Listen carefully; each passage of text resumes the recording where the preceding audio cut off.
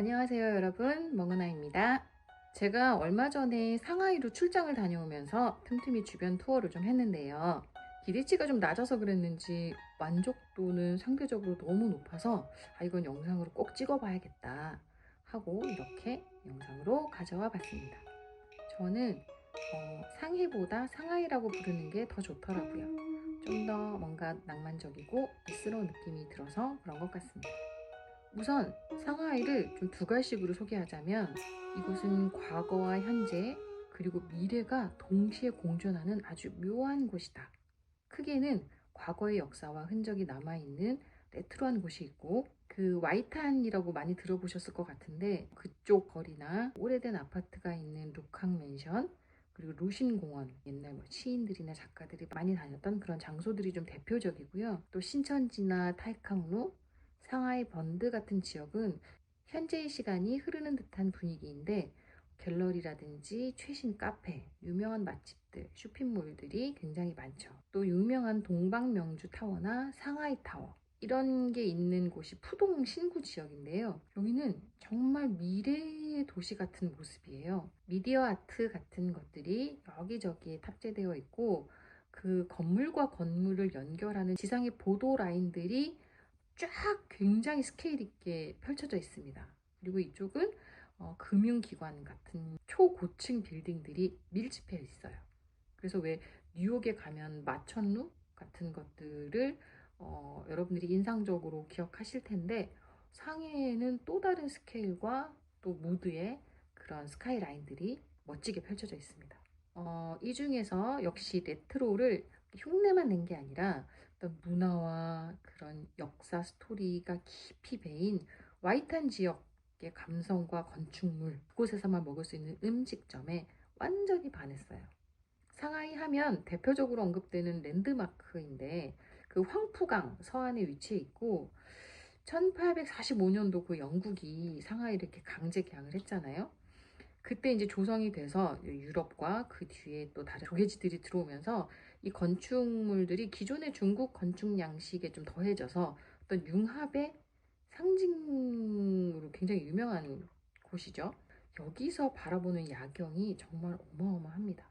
제가 이제 홍콩에 가봤는데, 지금은 홍콩이 견줄 수 없을 정도로 이 상해의 야경이 굉장히 버라이어티하면서도 이색적이고 오묘한 매력이 있습니다. 황푸강을 쭉 따라서 보면 그 스케일이 엄청난 건축물들이 쭉쭉쭉 있고요. 근데 이게 또 신기한 게, 그 황푸강 건너편에 있는 곳을 바라보면 아까 말씀드렸던 그런 동방명주라든지 엄청난 초고층 빌딩들이 짜르르륵 서 있어서, 여기는 또 완전히 달라요, 분위기가. 황푸강을 바라보고 뒤편에는 옛날 과거의 레트로 같은 오래된 역사의 건물들이 질비해 있었다면, 맞은편에는 형형색색의 엄청난 네온사인과 빛들과 스카이라인이 펼쳐져 있는 그런 미래 도시들이 장관으로 보여집니다. 굉장히 좀 마법 같다, 신기하다, 스케일이 엄청나다. 그래서 여행자들한테는 굉장히 매력적인 곳이죠. 얘기하다 보니까 그때 감동이 또 밀려오네요. 콘텐츠 같은 걸 담기 위해서 유람선도 타보고 지하 터널도 통과해보고 근처에서 밥도 많이 먹고 산책도 해봤는데요. 이 골목골목이 저는 빙산의 일각이었지만 숨어있는 그런 매력적인 스팟들이 많을 것 같더라고요. 저는 사실 진짜 1000분의 1, 10,000분의 1도 못 담아온 것 같아요. 진짜 맛만 보고 왔는데 이 엄청난 매력을 꼭 영상으로 만들어서 알려주고 싶다, 그런 생각을 많이 했고요. 그리고 그런 레트로한 무드를 또 맛볼 수 있는 곳이 있어요. 와이탄에서 조금 안쪽으로 들어오면 또 프랑스 조개지로 알려진 또 스팟이 있거든요. 안프루 지역이라고 해서, 여기는 약간 우리나라의 성수동? 그런 분위기가 좀 나는 분위기 있는 카페들도 많고, 부티크 샵이라든지 편집 샵이라든지 이런 데가 많고, 또 여러분이 이미지로도 보셨을 수 있는데, 그 우캉루에 있는 우캉 맨션이 완전 유명한 포토 스팟이거든요. 이게 좀 뉴욕의 플랫아이언 빌딩하고도 외형은 좀 비슷한데, 중국의 건축미와 문화가 좀 결합되어서 그런지 오리엔탈 무드가 있어요. 영화에서도 자주 좀 등장했던 그런 건물이고, 그래서 그런지 굉장히 멋스럽고 또 깊이가 있게 느껴졌습니다. 그 외에도 이제 그 위쪽으로 이제 뻗어나 있는 길들로 들어가면 빈티지 샵도 많고 로컬 샵, 감성 카페, 맛집 쭉 이제 펼쳐져 있고요. 그래서 이제 좀 현재 시점으로 넘어오면 거기서 한 10분 정도 차로 이동하면 신천지가 또 나오거든요. 이 신천지는 말 그대로 되게 유명한 프랜차이즈 맛집, 뭐 뉴욕 베이글이라든지 이런 인스타그램업을 한 카페, 그리고 세상의 모든 브랜드를 다 모아둔 듯한 쇼핑몰들이 군데군데 굉장히 많습니다. 원래 푸동에도 이런 쇼핑몰이 스케일이 큰 게 있긴 하지만 거기 좀 럭셔리 위주라고 하면 신천지는 조금 더 타겟이 영하고 그리고 뭐 일반인들이 좋아할 만한 중국 로컬 신진 디자이너들의 브랜드들이 이제 많이 있어서 그런 걸 찾는 즐거움도 있고 스투시 같은 매장도 있고요.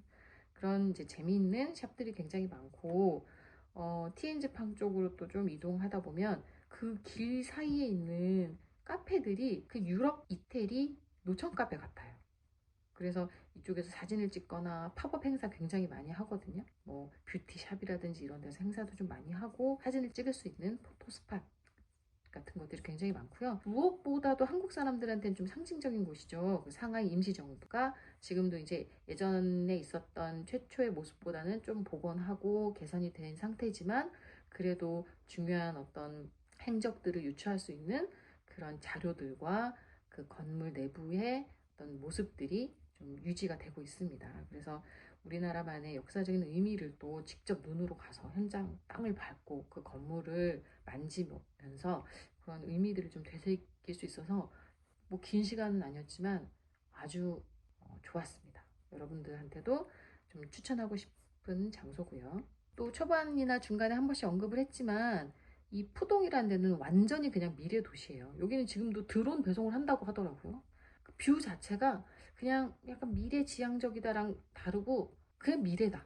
뭐 네온 사인부터 어떤 외경 그리고 관리하는 방식이나 어떤 교통 인프라 디자인 어떤 시스템 같은 것들이 정말 초미래 도시를 추구하고 있고 그래서 여러분들이 가서 보면 깜짝 놀랄 거고 여기는 이제 아까 말씀드렸던 해저 터널이라든지 뭐 일반 차로도 이제 이동할 수 있는데 그렇게 마이탄에서 10분 15분 정도 걸려서 넘어가면 완전히 전혀 새로운 분위기의 도시들을 또 만날 수 있습니다.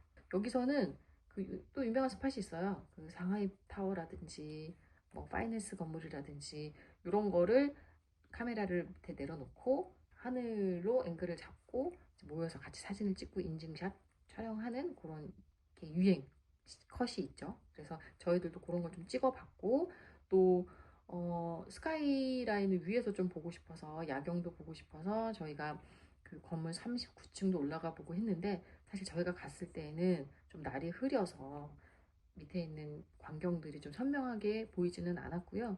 그런데 뭐 한국에서 보는 거랑은 다르게 여기는 이제 와이탄 뷰라든지 그 시티 안에서의 재미있는 조경들을 조망할 수 있는 그런 좀 추천할 만한 장소. 거기 굉장히 유명한 뭐 도서관도 있고 또 여기에서만 먹을 수 있는 그런 이제 맛집들도 굉장히 많다고 들었습니다. 저도 사실 시간이 많지 않아서 수박 겉핥기처럼 과거, 현재, 미래의 어떤 중요한 장소들을 후루루루룩 좀 훑었는데 제가 볼 때 여러분들이 상하이를 좀 여행지로 찾아보시거나 여행을 구체적으로 준비하신다고 하면 이게 뭐 일정이나 예산, 동행인이 누구냐에 따라서 다양한 루트나 계획들이 나올 수 있긴 하죠. 근데 어쨌든 여기는 조금 신경 써도 된다. 초기 컨셉도 좀 몇 가지로 나눠보고 여러분들이 꼭 한 번 가고 땡 하지 말고 이거를 좀 장기 플랜으로 보고 한 번 가더라도 좀 집중적으로 뭔가를 더 경험할 수 있게 해본다거나 이거 굉장히 추천드립니다. 저도 한 번 다녀오고 나서 여기는 A 우리 부모님들이랑 효도 관광 오면 좋겠다. B 우리 아이랑 같이 와서 디즈니랜드까지 가보면 좋겠다. 아니면 친구들이랑 진짜 먹방 여행을 하면 너무 좋겠다. 혹은 심지어는 직장 우리 동료들이랑 같이 워크숍을 가도 좋겠는데 너무 가까우니까. 그리고 뭐 연인이라면 말할 것도 없고 뭘 해도 너무 좋은데 정말 버라이어티하고 이런 이제 다양한 또 조합으로 여러분들이 구성을 해서 그 여행을 자주 와도 너무 좋겠다. 완전 강추드립니다. 1시간 반 걸렸던 것 같아요.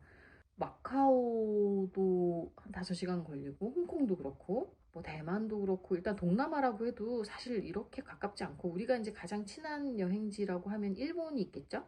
제가 볼 때는 일본을 잠시 이겼습니다.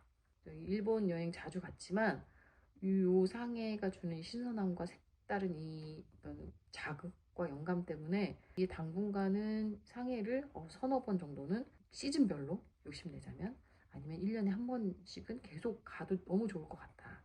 그런 생각을 해봤고요. 그리고 역사가 깊은 곳이고 또 지역마다 스토리가 굉장히 많아서 미리 좀 스터디 같은 거 정보를 많이 찾아보고 가면 너무너무 흥미로운 곳들이 많아요. 저도 빙산의 일각으로 보고 왔기 때문에 여러분들이 오히려 또 이런 게 어떤 좋은 계기가 돼서 찾아보고 여행을 다녀오시고 제2, 제3의 컨텐츠들이 줄줄 나와주면 너무 좋겠다는 바람이 있고요. 그리고 여기는 이제 소비세가 있어서 많이 지르지는 못하지만 여기만 파는 그런 이제 로컬 제품들 또 이제 기존의 공산품이나 글로벌 브랜드들의 제품하고는 다르게 또 여러분들이 뭐 비싸지 않은 것들을 충분히 사실 수 있다고 일단 저는 좀 생각이 들었고 또 여기 시티잖아요. 그래서 어떤 호캉스보다는 뭐 가성비가 좋은 숙소를 좀 예약한 다음에 이렇게 동선을 보고 빨리빨리 이동할 수 있는 그런 곳을 잡으시는 거를 추천을 드리는데 어디를 잡아도 조식이 너무 좋은 것 같아요.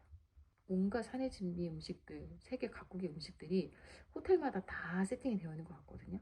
부티크 호텔을 제외하고는 웬만한 4성급 이상의 호텔은 조식이 굉장히 훌륭한 것 같다. 다 먹어보지는 못했지만 그런 이제 뭐 리뷰들이 좀 많았고 저도 그런 경험을 했고요. 상하이 여행이 매력적인 이유 몇 가지를 좀 알려주세요. 라고 하면 첫 번째, 한국과 너무 가깝다. 그래서 1시간 반 정도의 비행시간이 짧기 때문에 정말 주말 퀵턴 여행도 가능하다. 두 번째, 상하이는 과거, 현재, 미래가 공존하는데 이게 신기하게 오묘하게 연결이 되어 있고 또 철저하게 독립적이어서 문화 가치와 컨셉들이 굉장히 잘 보존되고 있고 조화가 사실 너무 이색적이어서 너무나 추천한다. 세 번째는 문화유산을 품고 있잖아요. 근데 그 과거에 여러 가지 이제 문물이 들어오는 과정을 오히려 장점으로 인식하고 여기에 기존 그 유산을 잘 믹스해서 그들만의 좀 자산을 만들었다는 점, 그런 유적지가 굉장히 많고 또 다양한 미식 체험을 할 수 있다는 거. 늘 이렇게 생동감 있고 활기차고 경이로운 광경과 스토리들을 잔뜩 경험할 수 있다.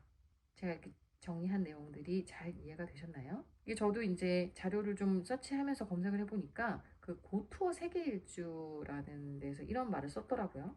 모든 여행자를 매료시킬 만한 그런 만화경 같은 경험을 오직 상하이에서 할 수 있을 것이다. 와이탄의 고대 매력을 탐험하든 도시의 활기에 푹 빠지든 군침이 도는 맛있는 요리를 음미하든 상하이는 당신의 감각을 자극하고 평생 기억에 남을 추억과 체면에 빠질 것이다 라고 했는데 저도 읽으면서 굉장히 동의를 했고 부디 여행을 사랑하는 여러분들께서 이 영상을 통해서 좋은 자극과 영감, 정보를 얻으셨길 바랍니다. 오늘 이렇게 시청해주셔서 감사하고요. 다음에 또 유익한 영상으로 찾아뵙겠습니다. 안녕.